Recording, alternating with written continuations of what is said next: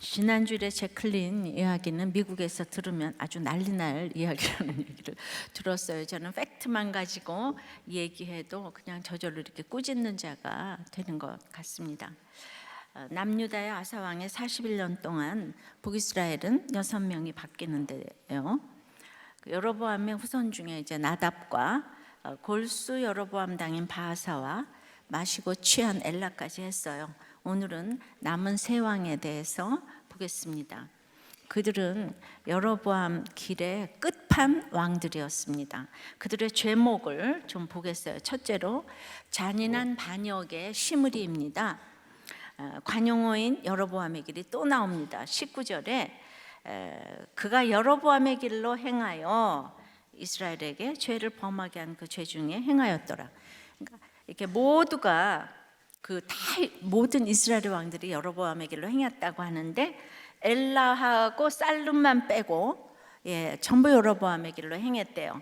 근데 그 두 왕도 악한 왕들이기 때문에 이스라엘 왕들은 전부 악하다고 할 수가 있고요. 그 여로보암의 길은 악한 길이고 그 다음에 모두 빠져들어가는 치명적인 이 중독의 길인 것 같아요. 15절입니다. 유다의 아사왕 제27년에 시므리가 디르사에서 7일 동안 왕이 되니라. 그때 백성들이 블레셋 사람에게 속한 기브돈을 향하여 진을 치고 있더니, 자 이제 바하사의 아들 그 나답대로부터 바하사가 아니고 여로보암의 아들 나답대로부터 25년이 지난 지금 북이스라엘은 또다시 기브돈을 공격 중이고 여기에서 시므리가 공격을 당하니까 지금 똑같은 죄에 똑같은 심판이 똑같은 장소에서 지금 일어나니까 이것은 하나님께서 주권적으로 개입하신다고 봅니다. 여기서 백성들은 정확히 말하면 전쟁에 나간 북이스라엘의 군대를 뜻하겠죠. 즉 엘라가 만취되도록 술을 마실 때에도, 그리고 지금 시므리가 모반하여서 그 엘라를 죽일 때에도 군대로 출정한 백성들은 그 위험한 전쟁터에서 계속해서 진을 치고 지금 있는 거잖아요. 그러니 지도자가 얼마나 중요합니까? 그런데 그들은 이 충성으로 전쟁터에 있으니까 구원받아야 하지 않나 싶지만은 그러나 그들도 솔로몬 때 반역을 하여 여로보암을 쫓은 후손이기 때문에 그들의 결론이라고 말하고 싶어요. 그러니까 하나님을 모르는 나의 충성은 심판받을 수밖에 없어요. 근데 그 충성은 이 땅에서라도 심판받으면 좋은데, 그러면 길이 있는데 이 죽은 뒤에 받으면 그야말로 이거는 완전한 심판이잖아요. 그죠? 근데 이제 북이스라엘은요, 그 이제 둘이 갈라져서 갔어도 그 목적지는 남유다인 거예요. 왔어야 돼요, 남유다로. 근데 그들은 그 지파가 그렇게 큰데 거기로 이제 땅도 있는데 어찌 오겠습니까? 근데 세상의 길은 다수이고 넓잖아요. 10지파가 같잖아요. 다수이고 넓어요. 그러니까 오지 않으니까, 남유다로 오지 못할 이유가 얼마나 많은지 아시겠죠?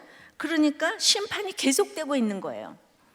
자, 이 말은 여러분이 예수 믿지 않으면 모든 것은 일시적일 뿐이라는 거예요. 저는 제클린은 50년을 보면서 그게 벌써 흥망생쇠가 지금 이제 다 갈라졌잖아요. 그죠?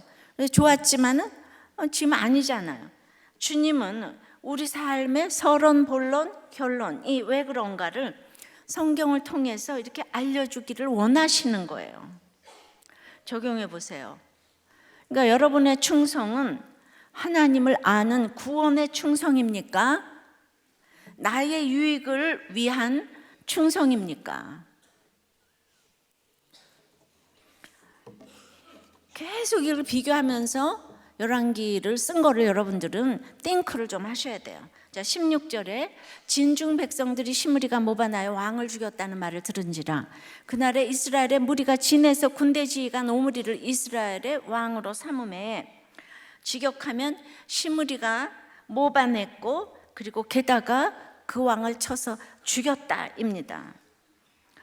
그러니까 이런 시므리가 유혈극을 일으켰지만은 7일 천하로 끝났다는 거예요. 이 백성들이 시므리의 잔인함을 보고 그냥 그의 동료 오므리를 왕으로 세우는 거예요.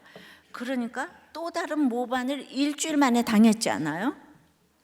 근데 모반도 명분이 있어야 그나마 오래 가는데 시므리는 밑도 끝도 없이 신복으로서 엘라를 죽이니까 도리어 백성들의 원한을 가져왔어요. 그러니까 여로보암이 그 아비암과의 전쟁에서 크게 패했어요. 역대하 13장에서. 그러니까 민심이 여로보암 왕가를 떠나기 시작했기 때문에 바사가 나답을 죽일 때는 명분이 있었어요. 예. 그래서 왜냐하면 북이스라엘이 지금 완전 약화가 됐으니까. 그런데 그 시므리는 정말 명분이 없는 거예요. 신복이 배반한 건 말이 안 돼. 17절 오므리가 이에 이스라엘의 무리를 거느리고 기브돈에서부터 올라와서 디르사를 에워 쌌더라. 그러니까 하나님께 묻지 않는 북이스라엘의 정국은 이제 죽고 죽이는 실로 혼란이 지금 거듭되고 있었어요. 18절에 시므리가 성읍이 함락됨을 보고 왕궁 유세에 들어가서 왕궁에 불을 지르고 그 가운데서 죽었으니, 시므리가 모반을 이제 당하고 자기도 하고 이제 당했잖아요. 그 결론은 왕궁을 불태우고 자살을 선택했어요. 그래도 있잖아요, 일국의 왕이라면은 이거 왕궁이 백성들의 세금으로 지어진 거 아니겠어요? 그걸 불태우고 죽는 거는 마지막까지 자신밖에 모르는 이기적인 왕이 이렇게 정말 죽이는 게 당연하다 이렇게 볼 수밖에 없는 행동을 이렇게 했습니다. 물론 이것은 시므리를 심판하고자 하는 하나님의 공의이기도 했죠. 그러나 여로보암서부터 6대 만에 가장 비참한 왕이 되었으며 하나님의 통치를 인정하지 않는 것이 무엇인지를 그대로 보여주었죠. 19절에 이는 그가 여호와 보시기에 악을 행하여 범죄하였기 때문이니라. 그가 여로보암의 길로 행하며 그가 이스라엘에게 죄를 범하게 한 그 죄 중에 행하였더라. 자, 이 짧은 7일 동안에도 한 일은 오직 여로보암의 길로 행하여 악을 행했다고 그러는데, 여러분 일주일 만에 무슨 그렇게 여로보암의 악을 행했겠어요? 그러니까 그거는 그의 일생을 두고 평가한 것이라고 할 수 있는데요. 훗날 요람왕을 죽인 예후에게 이세벨이 이렇게 얘기해요. 주인을 죽인 너 시므리여 평안하냐? 열왕기하 9장 31절에. 그러니까 이제 그때로부터 시므리는 주인을 배반한 자의 대명사가 되었어요. 집에서 이렇게 목사의 뒷담화를 하는 부모들은 하나님을 두려워하지 않는 모습을 보여주기에 자녀들 또한 하나님을 두려워하지 않는 거, 이것 또한 여로보암의 길인 거예요. 여로보암의 길이 이렇게 이제 그 반역이 있잖아요. 배신이 있고. 하나님의 길 아니면 이 세상은 모두 여로보암의 길인데, 그럼 여러분들은 그러겠죠. 목사가 잘못하니까 당연히 욕을 해야지. 그러면 뭐 좋은 거를 뭐 나쁘다 그러고 나쁜 걸 좋다 그래요? 그게 아닌 거예요. 우리는 내가 이렇게 하나님 자리에 가 있으면 안 되는데, 악한 자는 악한 날에 악한 자로부터 또다시 심판을 받게 되어 있는 거를 믿어야 되는 거예요. 그래서 20절에 시므리의 남은 행위와 그가 반역한 일은 이스라엘 왕 역대지략에 기록되지 아니하였느냐. 여기도 직역하면 그리고 그가 반역한 그의 반역이에요. 그러니까 보통은 이제 뭐 남은 사적 무릇 행한 일, 열조 함께 자매 이런 얘기가 나오잖아요. 근데 시므리는 아무 말도 없고 그가 반역한 일, 이거 하나만 나왔어요. 그러니까 시므리의 행적은 전적으로 반역으로 자리매김을 하는 거죠. 그래서 여로보암의 길 중에 배신은 여호와를 배신한 것에 대한 징계의 일환으로, 여로보암의 길은 배신에 의한 왕권 교체의 역사가 반복되는 것이 여로보암의 길이라는 거예요. 회사에서도 배반하고, 부부간에서도 배반하고, 부모 자식 간에도 배반하고, 이게 계속되어지는 게 이 세상 여로보암의 길이라는 거죠. 적용해 보세요. 하극상에 반역을 하고 있는 것은 지금 무엇입니까? 상사입니까? 남편입니까? 부모입니까? 그러나 구원을 위한 반역은 또 다른 순종일 수 있어요. 그러면은 그게 순종인지 반역인지를 성령은 이걸 가르쳐 주세요. 예. 성령이 임하지 않으면 윤리적으로만 보니까 알 수가 없습니다. 제가 어떤 목원이 남편이 어머니 생활비로 이제 막 수백만 원을 드리는데 이게 마이너스 통장으로 도저히 생활이 안 돼가지고 아내가 이제 어머니 생활비를 좀 줄였어요. 상황 설명을 했는데 이 어머니는 자식에게 받는 게 너무 당연하다고 느끼면서 그냥 생활비 줄인 것에 대해서 용납을 이제 못한다는 거죠. 그런데 중요한 것은 남편은 이런 어머니에 대해 불만이 하나도 없고 돈에 대한 심각성을 이제 모른다는 거죠.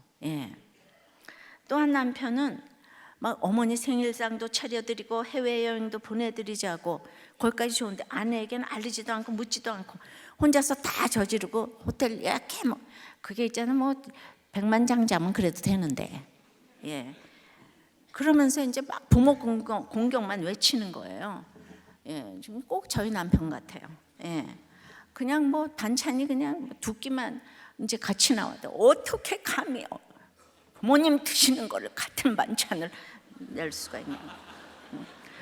이런 일은 그냥 부모의 구원보다는 본인을 위한 공경 같은 거예요. 그러니까 우리는 구원을 위한 반역도 할 수 있어야 되는 거예요. 그러니까 좀 상식적이어야 되는데 이제 그렇게 무조건 그렇게 이제 공경으로 그래서 고르반 그러잖아요. 뭐 부모를 위한 공경, 하나님을 위한 공경 이러면 다 하기 싫은 거 안 해도 되는 거 이건 이제 아니라는 거죠. 자, 여로보암의 끝판왕 두 번째는 지금 이제 반역이었는데 악한 권세, 더욱 악한 권세 오므리입니다. 오므리의 여로보암길은 25절 6절에 또 나오는 거예요. 그래서 그 전에 모든 사람보다 더욱 악하게 행하여 느바세 아들 여로보암의 모든 길로 행하며 그러니까 여기 25절 6절은 전에 모든 사람보다 더욱 악하게 행하여 여로보암의 모든 길로 행했다고. 특이한 것이 전에 모든 사람보다 완전 베터가 아니고 쓰긴 그렇게 됐지만 베스트 최상급의 악하다는 얘기를 이제 쓰는 거죠. 21절 그때에 이스라엘 백성이 둘로 나뉘어 그 절반은 기나세 아들 디브니를 따라 그를 왕으로 삼으려 하고 그 절반은 오므리를 따랐더니 그때에는 시므리의 자결로 인해서 북이스라엘의 왕권이 무난히 오므리에게 넘어가는 것으로 다 생각하고 있던 그때에 이 분열의 영이 임해서 저항 세력이 지금 일어난 거예요. 물론 이것도 하나님의 심판입니다. 근데 우리는 열왕기상을 읽어가면서 우리에게 일어나는 일들이 모두 믿음이 없다면 이런 분열의 연속인 것을 알아야 합니다. 그러니까 이스라엘이 남유다와 북이스라엘로 분열이 됐잖아요. 근데 이제 북이스라엘은 그 내에서도 또 본격적으로 지금 분열이 시작된다는 거예요. 내부 반란이 지금 일어나서 점점 혼란과 대립이 점점 더 심해지고 있습니다. 그러니까 디브니는 아버지 이름 기낫이 나오잖아요. 근데 오므리는 아버지 이름이 없는 걸로 봐서 디브니가 그 명문가였던 것 같아. 집안이 좋았던 것 같아요. 그러니까 여기 삼김씨처럼 시므리, 오므리, 디브니 중에서 지금 시므리 죽고 둘이 남았다는 거예요. 근데 백성들은 오므리를 왕으로 옹립했는데 옹립했는데 디브니 파당이 또 있었던 거예요. 22절 오므리를 따른 백성이 기나세 아들 디브니를 따른 백성을 이긴지라 디브니가 죽음에 오므리가 왕이 되니라. 그래서 이제 이렇게 이제 금세 이게 끝난 것 같지만은 오므리와 디브니 간의 싸움은 단기전이 아니었어요.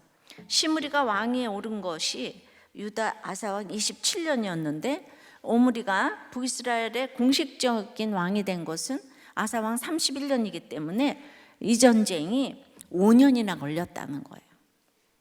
오므리의 군대는 그래서 이제 드디어 디브니의 군대를 이겼어요. 굉장히 강하다는 뜻이 있습니다. 그래서 뭘 볼 수 있냐 하면은 이제 북이스라엘이 남유다와는 달리 약육강식의 논리가 그대로 통하는 사회가 되어 버렸어요. 예. 그러니까 약육강식, 이거 그러니까 여로보암의 원리는 약육강식의 원리예요. 그 생각해 보면 이제 여기도 교회잖아요. 북이스라엘이니까 교회에도 세상이 들어와서 힘의 논리로 가책도 없이 계속 지금 쿠데타가 벌어지고 있습니다. 악은 모양이라도 버리지 않으면 교회라도 순식간에 이렇게 될 수 있습니다. 그러니까 힘의 논리로 움직이는 공동체는 바로 설 수가 없어요. 그리고 기대할 수도 없어요. 질서와 순종을 통해서만 구속사가 이루어지는데요. 그러면 안 믿는 쪽에서 보면 질서도 그 힘의 논리 아니냐? 왜 남편이라고 무슨 뭐 상사라고 그 뭐 왜 그걸 순종을 해야 되냐 이러는데, 이 또 질서가 위대한 것이 질서를 통해서 택자를 훈련하시고자 하는 것이 있거든요. 예. 그래서 우리 주님이 이 땅에 오셔서 미물만도 못한 세례 요한에게 세례를 받으셨잖아요. 예. 그 능력이 아닌 거잖아요, 그죠? 내가 그 사람 구원시키기 위해서. 예. 그러니까 그래서 항상 믿음 있는 사람이 제일 잘못한 거예요. 예. 즉, 자기 죄가 보이는 사람이 제일 잘못한 것이고, 그리고 제일 잘못한 사람은 항상 약자예요. 사랑하는 사람이 약자예요. 그래서 잘못했어요. 그러니까 내가 택자고, 택자는 그래서 자기 죄를 보는 사람이 택자고, 그러면서 지도자가 되고, 내 죄를 보는 적용은 택자만이 하는 것이, 그것이 다윗의 길입니다. 그러니까 약육강식은 세상에서나 통하는데 그게 교회로 지금 들어왔다는 거예요. 23절 유다의 아사왕 제31년에 오므리가 이스라엘의 왕이 되어 12년 동안 왕위에 있으며 디르사에서 6년을 다스리니라. 그러니까 기쁘던 아사 27년에서부터 그 왕위를 옹립한 걸로 생각하면 12년이 맞고요. 지금 이제 그 디르사에서는 6년 다스렸다고 했잖아요. 사실 오므리는 전 백성의 지지 기반이 아닌 블레셋과의 전쟁에 나간 군부의 지지를 통해서 왕이 된 과도기의 왕이잖아요. 그 전쟁터에 있던 그 군부들의 지지를 받았어요. 그러니까 디브니 세력도 잔존에 있었을 때 그 디르사 수도를 거점으로 해서 그렇게 오랫동안 통치권을 행사했다는 것은 이미 오므리 세력이 막강했음을 보여주는 거죠. 그러니까 서로 지금 전쟁 가운데 있잖아요. 근데 결국 이긴 거예요. 자, 그러니까 이제 오므리가 굉장한 사람이다 지금 이 얘기를 하는 거예요. 24절이에요. 근데 그가 은 2달란트로 세멜에게서 사마리아 산을 사고 그 산 위에 성읍을 건축하고 그 건축한 성읍 이름을 그 산 주인이었던 세멜의 이름을 따라 사마리아라 일컬었더라. 세멜, 사마리아 비슷하죠? 우리의 그 유명한 사마리아는 이렇게 돼서 나옵니다. 그래서 그 오므리가 왕이 되고 제일 먼저 한 일이 이제 사마리아 그 수도를 옮기기 위해 토지를 이제 매입한 거죠. 그러니까 전략적 요충지인 사마리아를 새로운 수도로 정함으로 아람, 아수르, 베니게 그리고 남유다로부터 나라를 지키고 왕권을 안정시키려고 했어요. 그러나 사마리아 땅을 사면서 2달란트를 지급했다는 것은 한 나라의 수도를 세울 만한 산을 사기에는 턱없이 부족한 금액이잖아요. 그런데 오므리는 자신이 지닌 권세를 남용해가지고 토지를 거의 강탈 매입한 것으로 보입니다. 이 땅에서는 재계보다는 정계가 훨씬 위력이 있죠. 재계를 움직이는 것은 관계, 정계잖아요, 그죠? 그러니까 이 악한 권세를 가지고 사마리아 땅을 강탈했어요. 아마 토지개혁을 했나? 잘 모르겠네. 보통 이제 뭐가 필요하다고 압수하려면 다 토지개혁하잖아요. 자고로 그러죠. 근데 이제 그거보다 더 중요한 것은 레위기 25장 23절에 토지를 영영히 팔지 말라고 그랬는데 이 개인의 작은 땅도 아니고 사마리아 땅 모두를 이렇게 2달란트에 산 거는 악한 권세로 땅을 강탈해서 하나님을 무시하는 처사를 백성들에게 막 그저 공개적으로 보인 악은 정말 여로보암에게 끝판왕 맞습니다. 그래서 훗날 아합이 나봇의 포도원을 뺏은 것도 자기 아버지에게 영향을 받은 것 같아요. 여러분, 말씀을 무시하는 결정은 두고두고 심판을 가져옵니다. 그러니까 내가 말씀도 잘 몰라, 인도함도 몰라. 근데 일단 우리는 꾸짖음 받는 구조에 와 있으니까 뭘 결정할 때 내가 큐티하고 공동체 목장에 가서 물어보고 그렇게 해서 결정을 하면 항상 그 결정에 기름을 붓는 줄 믿습니다. 순종하고자 하는. 그렇지 않으면 어디서 물어볼 데가 없잖아요, 우리가. 그래서 이제 그렇게 말씀을 무시하는 이 결정은 두고두고 심판을 가져온다는 거 알아야 합니다. 25절이에요. 오므리가 여호와 보시기에 악을 행하되 그 전에 모든 사람보다 더욱 악하게 행하여. 자, 북이스라엘이 대대로 아수르인에 의해 오므리의 땅, 오므리의 집으로 불린 점은 오므리가 대외적으로 큰 명성을 얻은 유능한 정치가였음을 말해주죠. 왜냐하면 그가 시므리의 반란과 디브니의 내란을 다 평정했잖아요. 안팎으로 정말 그 모든 전쟁을 평정했어요. 그리고 북이스라엘의 왕으로 즉위한 것으로 미루어 군사적으로도 뛰어났고 또 모압을 침공해서 공물을 받을 정도로 경제적으로도 위세를 떨쳤어요. 게다가 오므리, 아합, 아하시아, 요람까지 4명의 아들이 이어지는 최강의 왕조가 바로 이 오므리 왕조인 거죠. 근데 이렇게 대단한 오므리를 저자는 그냥 한 줄에 오므리 행적을 뭐 언급한 것도 없어요. 그냥 뭐라고 도리어 역사상 가장 악한 왕이라고 오늘 평가를 하고 있는 거예요. 그러니까 세상의 평가와 우리 하나님의 평가는 너무 다른 거예요.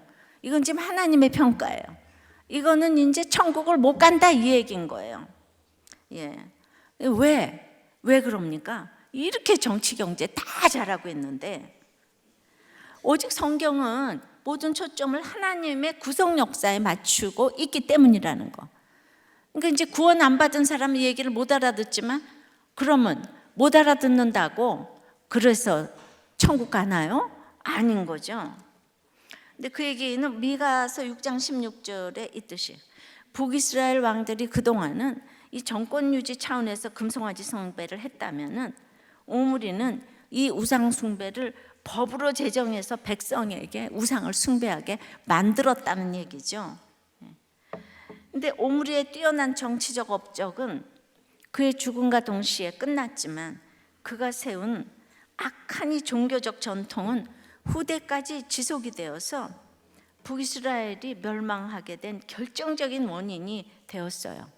이 수도로 선택한 사마리아가 이후에 범죄의 온상지가 되었다는 거예요.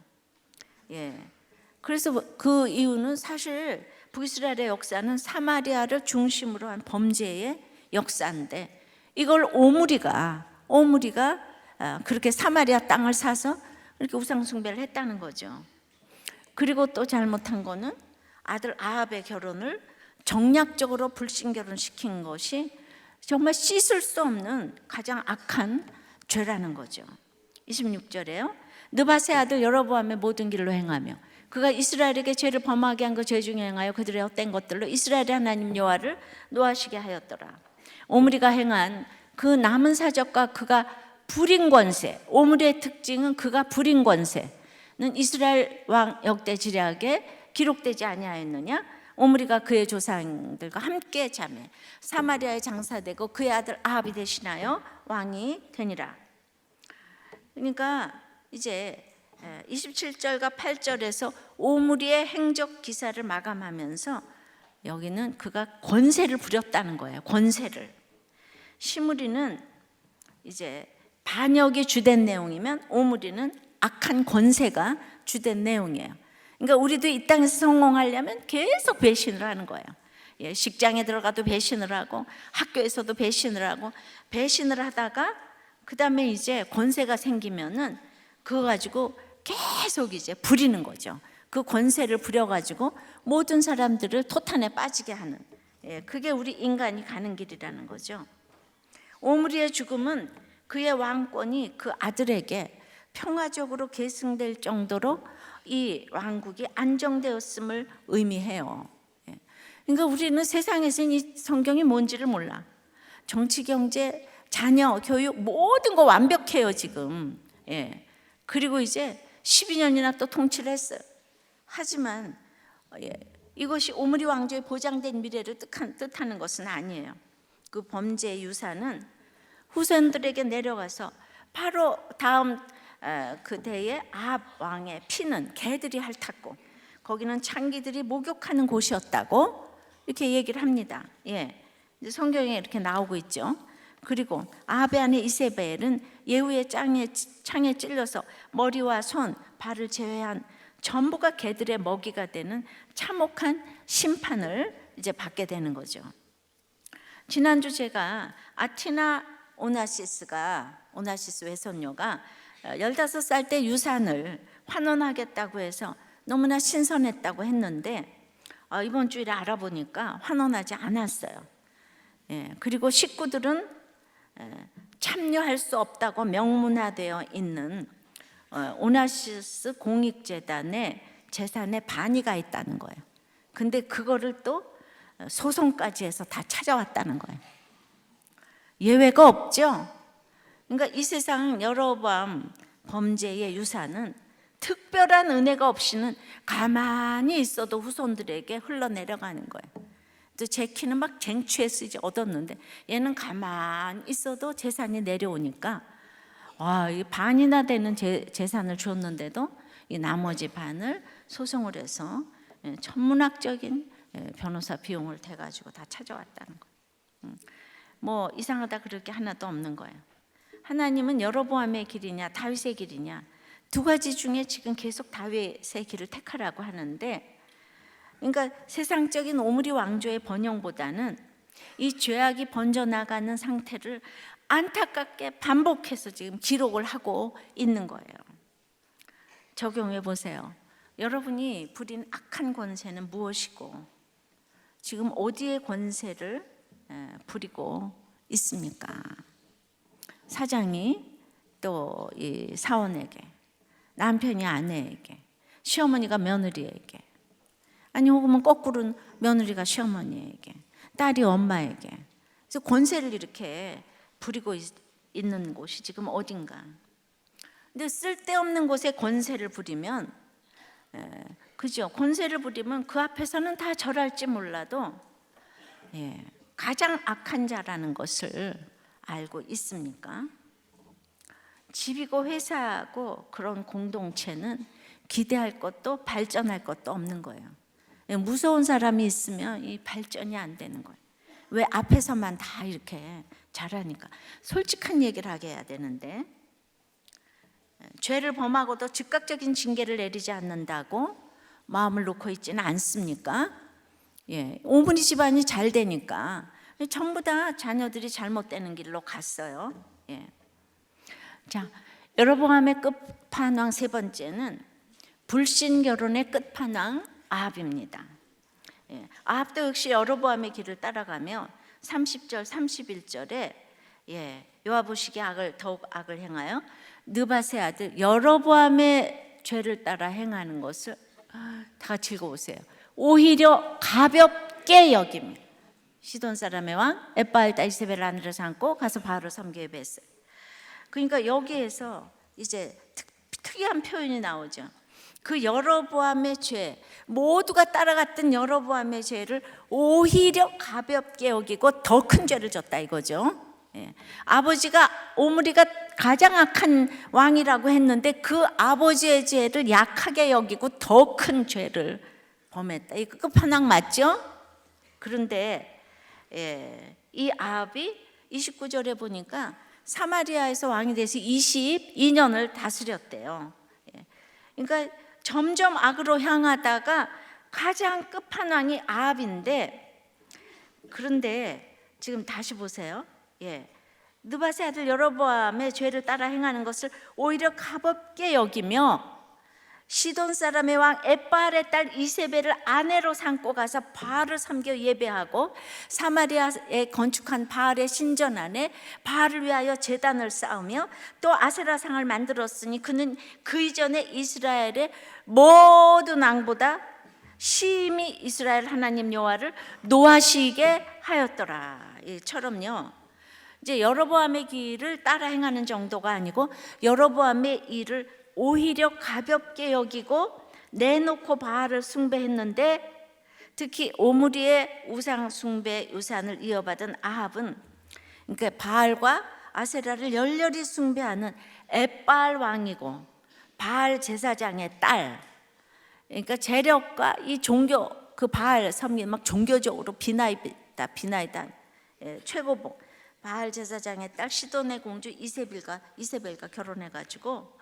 이 수도 사마리아에 바알을 위한 신전을 건축하고 아세라 목상을 세우는 아주 중대한 범죄를 저지르죠. 그러니까 이제 그동안 여로보암의 길이 겉으로는 예배드리면서 그 속에 우상 숭배를 통한 능력과 기복과 힘의 숭배라면요, 이제 금송아지, 하나님 자리에 금송아지를 갖다 놓은 거잖아요. 그런데 이제는 이세벨의 충동질로 공식적으로 바알을 섬겨 숭배하고 바알의 신전을 건축하고 바알을 위하여 제단을 쌓으며 바알 신전을 합법화하여서 바알을 숭배하게 했다는 거예요. 그러니까 아버지 오므리보다 훨씬 더 나간 바알 숭배인 거예요. 그래서 심히 하나님을 노하게 했는데 그 가장 큰 동기와 원흉이 바로 엣바알의 딸 이세벨을 아내로 삼았기 때문이라는 거잖아요. 지금 차례대로 나오는 본문의 문맥이에요. 자, 문제는요 뭔가 하면은 이 아합과 이세벨이 둘이 너무 금술이 좋았다는 거죠. 잘 들으세요. 그러니까 아합은 이 불신결혼의 죄를 아주 가볍게 여긴 나머지 자신이 죄를 짓는지조차 모르고 극악한 자가 되어갔어요. 그러니까 여기가 교회 북이스라엘이잖아. 교회 최고봉 자리에 있으면서 불신결혼하면 어때요? 아유, 그냥 살면 되는 거지. 근데 불신결혼을 했는데 돈과 이 권세까지 있다면 이건 정말 무서운 건데, 남유다의 아사는 어머니 태우의 위를 패하느라고 긴장관계를 형성했을 텐데, 아까 이세벨은 양가가 한 마음이 되고 사이좋은 부부가 되어가지고 맨날 같이 놀러 다니고 그냥 돈 내면 여기서 내고 여기서 건물 주면 저기서 건물 주고, 예수 믿는 떨거지들은 꼴이 보기 싫어. 남유다 떨거지들, 이해가 되시죠? 예. 그러니까 이제 그러니까 온 땅에 그런 권세를 가지고 우리가 아내 바보가 됐어요. 그래서 자녀와 백성을 토탄에 빠뜨려 가지고 영원토록 범죄케 했어요. 그 160년 동안이나 이스라엘의 수도 사마리아는 아합에 의해서 우상 숭배의 중심지가 되었습니다. 지금까지의 죄악 중 가장 심히 여호와를 노하시게 했다고 하는 거예요. 사이좋은 부부는 대개 남편이 아내 말을 잘 들어요.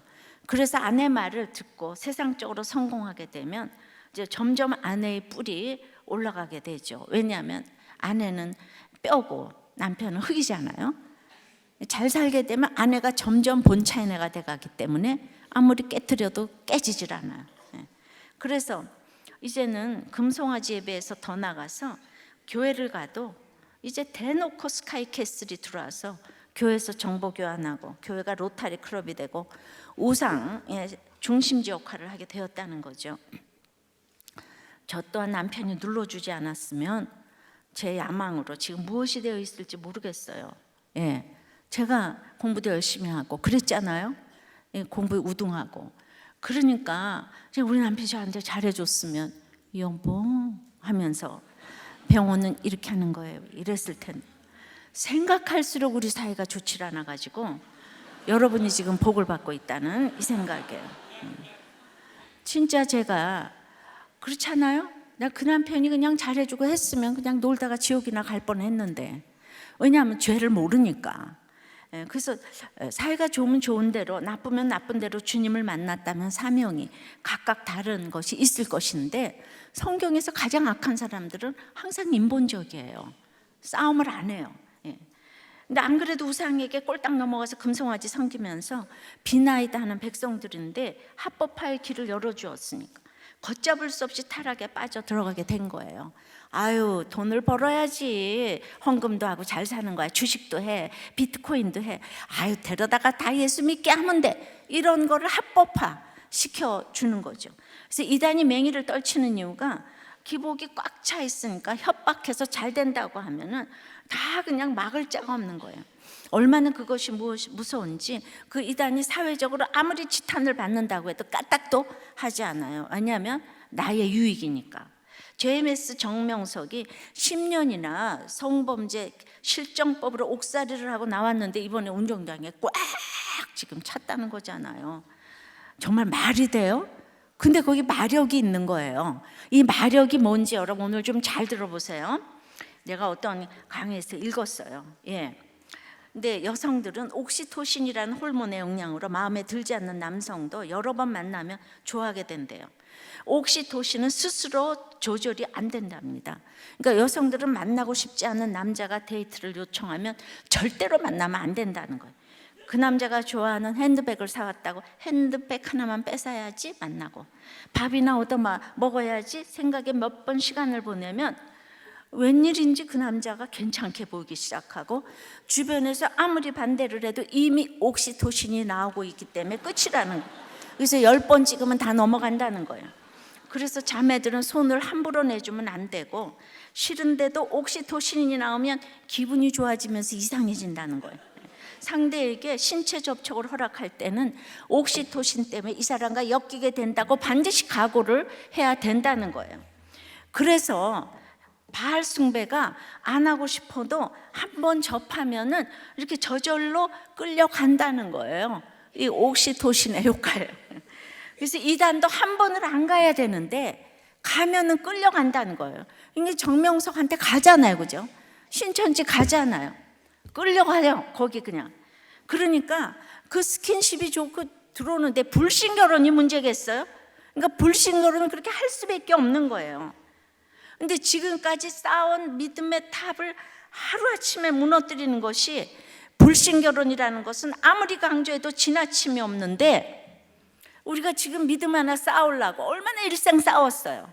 남편 하나 자녀 하나 돌아오려고 그렇게 수고를 했는데, 이 집안에 다시 불신 결혼을 하게 되면 집안에 요한복음 8장처럼 아비 마귀에서, 거짓 아비 마귀에서 이제 났다 그랬잖아요. 그 생짜 아비 마귀가 귀신 아니에요, 마귀.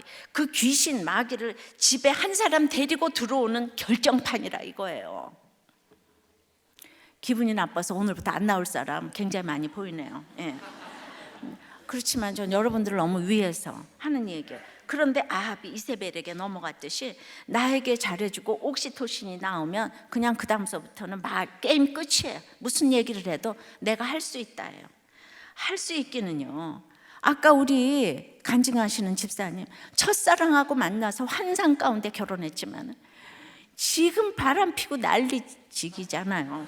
사랑 좋아하시네, 옥시토신에 그걸 사랑이라고 착각해가지고 그 첫사랑 만나서 그렇게 환상이었다고 그러잖아요. 금세 그거 무너지는데 얼마 안 걸렸어. 그러니까 옥시토신을 사랑이라고 믿으면 안 되는 거예요. 근데 지금 현재는 그걸 조장하는 시대에 우리가 살고 있는 거죠. 솔로몬은 바로의 딸을 얻고 마지막에 회개와 참회에 의해 이 전도서와 아가서를 쓰고 갔는데, 아합은 이제 드러내놓고 하나님 대신 바알을 섬기는 예배를 만들었는데, 그것이 이세벨과의 불신 결혼이 시작이라는 거예요, 여러분. 그러니까 이게 뭐예요? 바알, 돈이잖아요, 그죠? 돈과 명예와 권세의 신을 섬기는 거예요. 이걸 막을 자가 없는 거예요. 이 말은 정말 사실이라 34절이 나오는 거예요. 34절, 그 시대에 베델 사람 히엘이 여리고를 건축하였는데 그가 그 터를 쌓을 때마다 아들 아비람을 잃었고 죽었고 그 성문을 세울 때에 막내 아들 수굽을 잃었으니 여호와께서 눈의 아들 여호와서를 통하여 하신 말씀과 같이 되었더라. 히엘이란 이름은 살아계신 하나님이란 뜻입니다. 옛적에 하나님의 이름으로 한 저주도 하나님은 살아계시기 때문에 반드시 유효합니다. 그대로 이루어지게 하십니다. 근데 여호수아 6장 26절에는 여호수아는 여리고를 재건하는 사람은 저주를 받는다고 했어요. 기억나십니까? 기억나요? 얼마 전에 했잖아요. 기억하시죠? 근데 발락이 발람에게 이렇게 말했어요. 민수기 22장 6절에 그대가 복을 비는 자는 복을 받고 저주하는 자는 저주를 받을 줄을 내가 알미니라. 하나님께서는 하나님의 사람이 축복하고 저주하는 대로 이루어 주시는 거예요. 그러니까 말씀이 들리는 사람을 제일 무서워해야 되는 거예요. 그럼에도 사마리아 성을 쌓고 상하궁을 지으니까 무서운 것이 없고 두려운 것이 없는 시대가 되어가니까 여리고성 건축하지 말라, 불신 결혼하지 말라는 이 성경의 언급이 귀에 들어오지도 않는 거예요. 이제는 돈 가지고 못할 일이 없는 거예요. 내 사랑 가지고 못할 일이 없는 거예요. 악이 끝간데 없는 시기는 이 아니라고, 집안이 편안한 상태고, 이런 시대에 오늘 말씀처럼 특히 건축이 붐인 거예요. 지금 똑같은 거예요. 여호수아를 통해 주셨던 금령, 그 여호수아 6장 26절을 무시하는 것을 하나님이 간과하지 않으세요. 영적 상태를 보여주는 거예요. 하나님의 말씀을 가볍게 여기고 명령을 무시하니까 히엘의 아들들이 터를 닦을 때, 문을 세울 때 둘 다 죽였어요. 경종을 지금 울리십니다. 우리가 악의 끝판왕이 아니라 이제 아름다운 믿음의 사람으로 우리의 이름이 두고두고 본이 돼야 되지 않겠습니까? 적용해 보세요. 여러분은 불신결혼에 대해 어떻게 생각하십니까? 악의 끝판왕이 불신결혼이라는 것이 믿어지세요? 믿어지세요? 믿어지세요? 왜 전 말이 대답이 이렇게 작아요? 다들 옥시토신이 영원할 줄 믿지요. 그 감정. 그래서 짧은 인생 내 감정이 최고라는 거예요. 내가 좋은 대로 한번 살아보겠다는 거예요. 이 성경을 이렇게 얘기를 해도 이거 안 듣는 거예요. 적용들을 못 하는 거예요. 자, 지금 이제 신혼집 전세 자금 중 이제 반은 남자 본인의 몫이었고 나머지 반은 이 남자 부모님으로부터 1억 8,500을 빌렸어요. 그런데 이제 결혼 후에 빌린 돈을 그 남자가 부모님께 갚아 나가는 것에 대해서 이 여자가 부모 돈인데 왜 갚냐, 수긍을 하지 못하는 거예요. 그리고 이제 어린아이는 자녀 교육을 위해서, 그러니까 이제 돌진하고 위해서 여자는 대출을 받아서라도 강남으로 교육 때문에 이사 가기를 원한 거예요. 그러니까 이 남자는 부부의 형편에 맞게 그대로 회사도 가까운데 여기 있기를 원해서 그냥 이런 것 때문에 결혼 직후부터 때마다 계속 갈등이 있어 오다가 결혼한 지 불과 1년, 2년도 안 돼서 이혼 소송을 낸 거예요. 그래서 수년의 3년의 소송 끝에 처음에는 기각당했는데 두 번째는 와이프가 승소를 했어요. 3심까지 갔는데 이혼이 인정된 3심 판결 내용을 읽어드리겠어요. 원고는 여자, 이혼 소송을 제기한 사람. 유복한 가정에서 자라나 한국의 결혼 문화에서 남자가 집을 해오는 풍습에 따라 집 마련에 있어 남자가 집을 해오는 게 풍습이래요. 근데 피고 부모의 원조가 있기를 기대하였으나 결혼 직후부터 피고 부모에게 매달 돈을 갚아 나가는 피고와 그 부모에게 다소의 섭섭함과 불만이 있었던 것으로 보이고 결국 원고의 부모 또는 피고의 부모 도움을 받거나 정 힘들 경우 피고 앞으로 대출을 받더라도 양육면에서 더 나은 환경 강남으로 거주지를 결정하는 바라는 마음이 있었다. 그런데 피고는 검소한 환경에서 자라나 결혼 후에는 부모로부터 경제적으로 독립하여야 하고 형편에 맞게 살기를 원하는 생각하에 이제 어려움이 따르더라도 원고와 피고 양가 부모의 도움이나 대출 없이 그냥 이 아파트에서 거주하기를 원하였다. 이러한 원고와 피고의 경제적인 관념의 차이는 결혼 준비, 신혼집 결정, 산후조리 방법, 피고의 부모에게 돈 갚는 문제 등과 관련하여 혼인 기간 동안 지속적 반복적으로 부부 사이의 갈등과 분쟁을 양산하였는데, 이는 기본적으로 원고와 피고가 지금까지 자라온 생활 환경이 다른 데서 비롯된 가치관 및 경제관념의 차이에 기이한 것으로 보이고, 이와 같은 갈등은 부부 공동체인 원고와 피고 모두가 함께 극복하여야 하는 것이므로, 일방적으로 맨 처음에는 그러니까 기각이 됐다 그랬잖아요.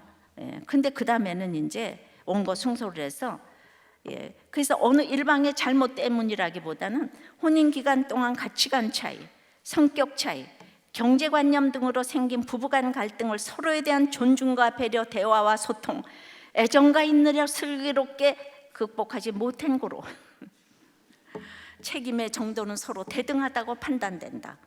그러나 혼인관계 파탄에 있어서 대등한 책임이 있다는 것은, 파탄의 주된 책임이 피고에게 있다는 원고의 주장은 인정하기가 어려우므로 위자료는 없음, 이렇게 됐어요. 그 원고와 피고는 이혼한대요. 저는 이거를 읽어보고 정말 기가 막혔습니다. 지금 1심에서는 이제 그렇게 해서 됐잖아요. 지금 이제 물론 첫째 잘못은 그 믿음으로 결혼하지 못한 것이죠.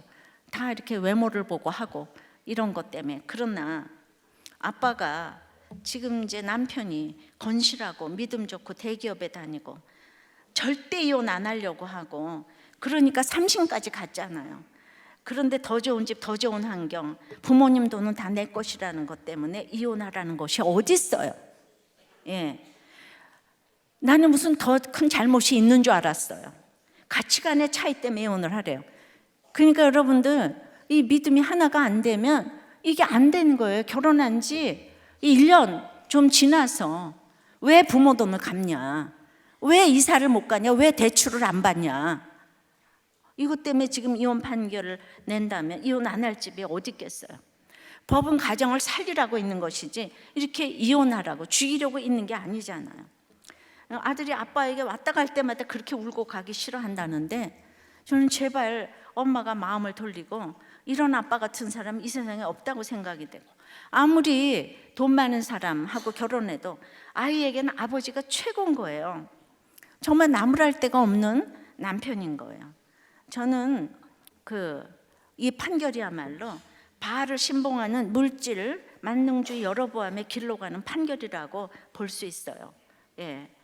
아니, 반은 자신의 돈이고 반은 부모님 돈으로 집장만 했으면 갚아나가는 남편이 훌륭한 남편 아니에요?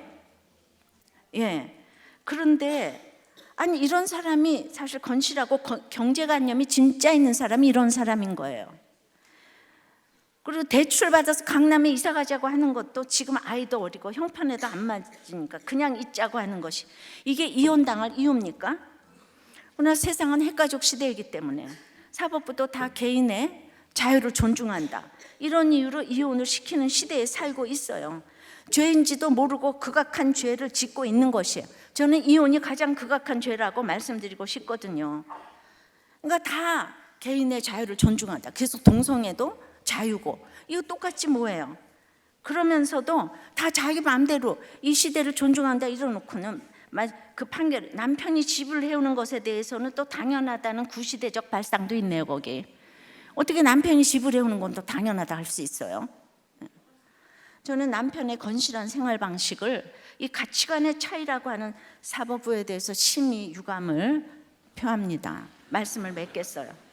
여로보암의 끝판왕들의 죄악은 잔인한 반역의 시물이, 더욱 악한 권세의 오물이, 불신 결혼의 아합이 이 세상을 죄악으로 물들게 한다는 거예요. 그러니까 아무리 스펙 좋고 외모가 좋아도 하자마자 이런 것에 이렇게 오는 거예요. 이런 갈등이 오는 거예요. 이것이 이혼을 할 이유가 되는 거예요. 여로보암의 길로 가면 안 들려요. 말씀이 하나도 안 들려요. 내가 최고로 먹고 마시고 좋은 걸로 해야 되기 때문에 그 이혼을 나라가 이렇게 조장했다는 거죠. 무슨 일을 당할지는 잘 모르겠네요. 주여. 맞지 않아요, 여러분? 예, 이게 이렇게 전부 맞다고 그러시면 안 될 것 같아요. 저 판결문 보고 기도가 절로 나왔어요.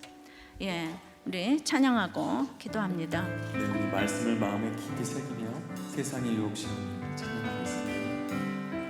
세상의 유혹 시험이 내게 몰려올 때에 나의 힘으론 그것들 모두 이길 수 없네.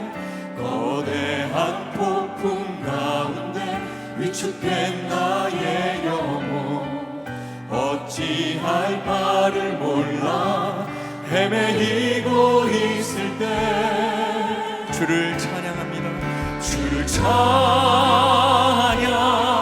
손을 들고 찬양 전쟁은 나에게 속한 것 아니니 주를 찬양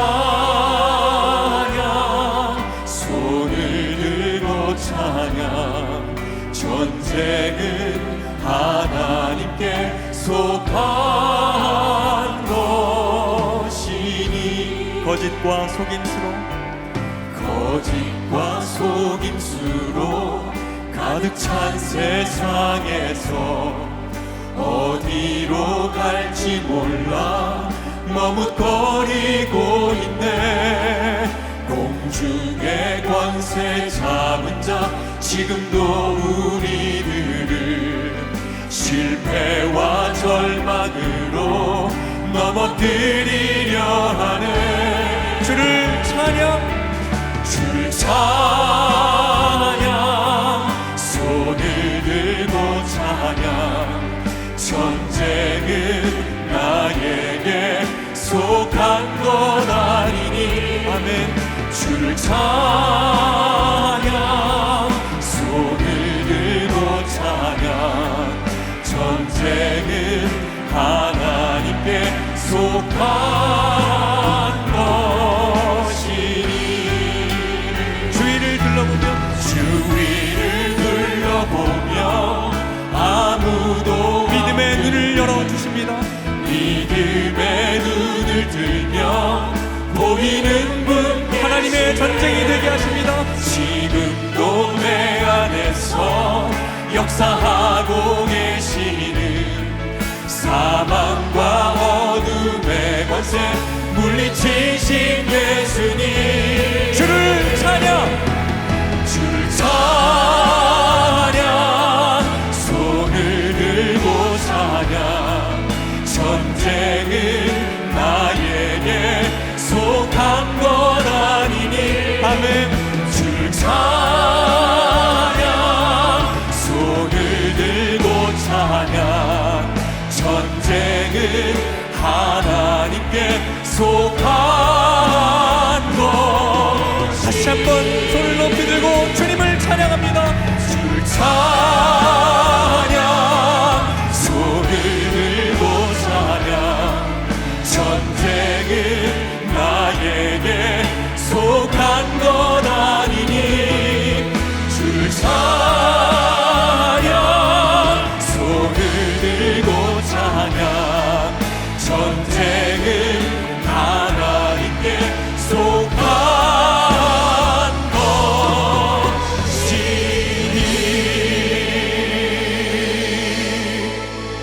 여러분들이 이 시대에 우리가 살아가야 되는 길이 얼마나 험난한지 모르겠습니다. 그래요. 이 판사들의 가치관이 인간의 존엄성을 이제 해야 된다고, 살기 싫으면 안 해야 된다고.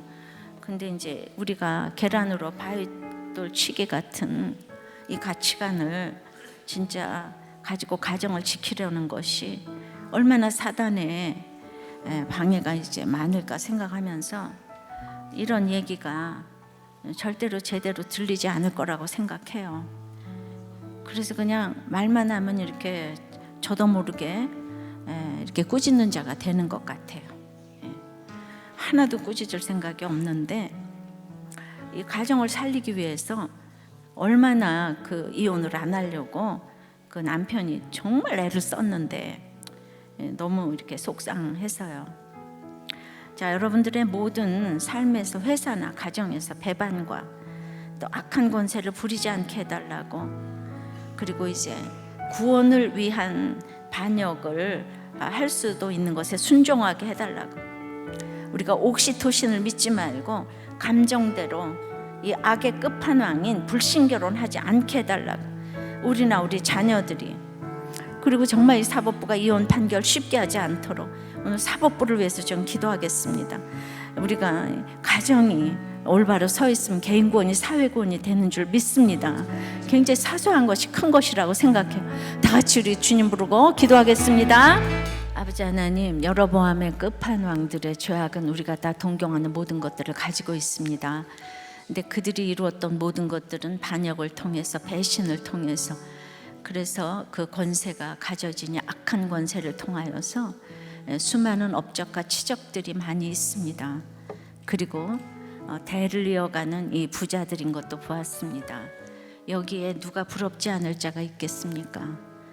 그래서 이제 내 마음에 좋은 대로, 내 감정에 좋은 대로 내가 하나님을 정말 내려놓고 그 자리에 정말 여자를 갖다 놓고 돈을 갖다 놓고 재물을 갖다 놓고 불신결혼을 합니다.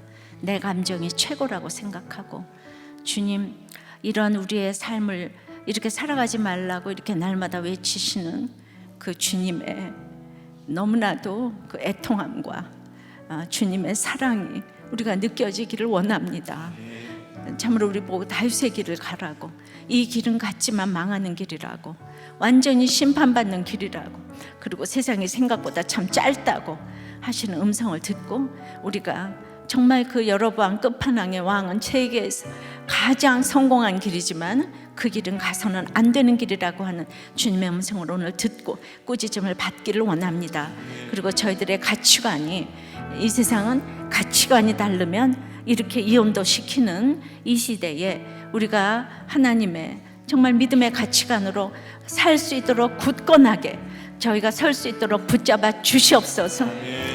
정말 그 가정의 목적이 행복이 아니고 거룩이라고 했는데, 주님, 이러한 결혼의 목적이 올바로 전달될 수 있는 사법부가 되어야게 도와주시고, 한 교회에서 이렇게 이혼을 막고자 하는데 우리 사법부에서도 이혼을 막는 판결을 할 수 있도록, 정말 가정을 살리는 판결을 할 수 있도록 주여 은혜를 내려 주시옵소서. 정말 가치관이 변할 수 있도록 도와주시옵소서. 예수 그리스도 이름으로 기도드리옵나이다. 아멘.